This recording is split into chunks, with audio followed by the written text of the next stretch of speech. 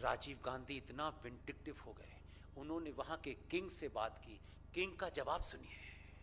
छोटा सा देश है, देश बड़े होने से कुछ नहीं होता है, क्या पुरुषार्थ होता है वो इंपॉर्टेंट है। नेपाल के राजा ने कहा, माननीय प्रधानमंत्री, ये मंदिर नेपाल की सरकार के अंडर में नहीं है। इस मंदिर में 7-8 ब्राह्मण पुजारी भारत के हैं, आप उन्हीं से बात कीजिए। आज कोई करेगा? आज है हिम्मत किसी में करने की? हाँ, तुम भी आ जाओ, ये दे जाना। इसलिए मैंने कहा, उनको जाने नहीं दिया। उसमें इतने विंडिक्टिव हुए कि मैं कुछ बात इस मंच से उनका नाम नहीं लेना चाहता, लेकिन आपको बताना चाहता हूं। पूरा राजा खानदान, पूरी राजशाही को उस प्रधानमंत्री ने अपनी शक्ति से समाप्त कर दिया। सबकी हत्या हुई।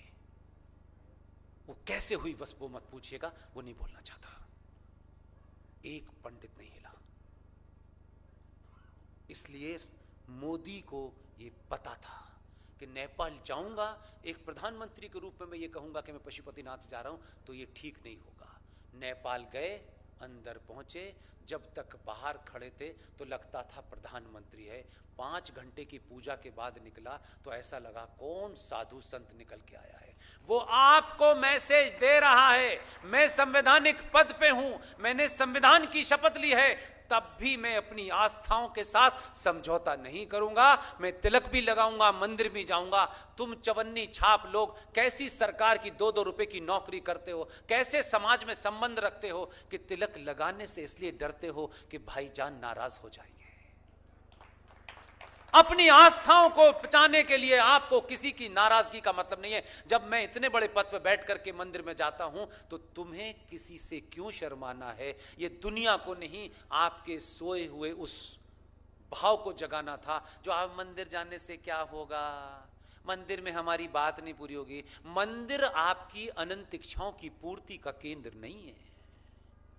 यहां गए, हमारे बेटा नहीं हो रहा, फिर वहां गए, बेटा नहीं हो रहा, इतने मंदिर कम पड़ गए तो चांद मियां के यहां पहुंच गए। अरे कितनी इच्छाएं भगवान पूरी करे तुम्हारी, और नहीं करता तो तुम भगवान को बदल देते हो। ये वैसे ही है कि एक बाप अगर अपनी तनख्वाह में से तुमको कार नहीं दिला पा रहा तो जरा अपने दिल पे हाथ रखना, बाप को बदल दोगे? लेकिन तुम तो मंदिर बदल देते हो यार। ये वाला नहीं, अब उस पे जाओ, उस पे जाओ, उस पे जाओ, चांद मियां के जाओ। फिल्म वालों ने एक संतोषी माता बना दी, अब उसके जाओ। भैया तुम्हारी इच्छाएं नहीं दुनिया में कोई पूर्ति कर सकता। मंदिर एक भाव है, मंदिर उस भाव को मजबूत कर सकता है, आपके लालच को पूरा नहीं कर सकता है। इसलिए देश का प्रधानमंत्री पहली बार ये कोशिश कर रहा है, क्योंकि वो कोई कानून नहीं बनता, इस पे कानून बनने से कोई कानून नहीं मानता। इसलिए जिन्होंने उसको पशुपतिनाथ मंदिर में देख नहीं पाए, लौटा और केदारनाथ में बैठ गया, बोला अब देखो मैं कहां बैठा हूं। बार बार ये मैसेज है, यही सिविलाइजेशन की जागृति के लिए मैंने वोट दिया था। मैंने 2 रुपए किलो चावल के लिए वोट नहीं दिया। संविधान में वो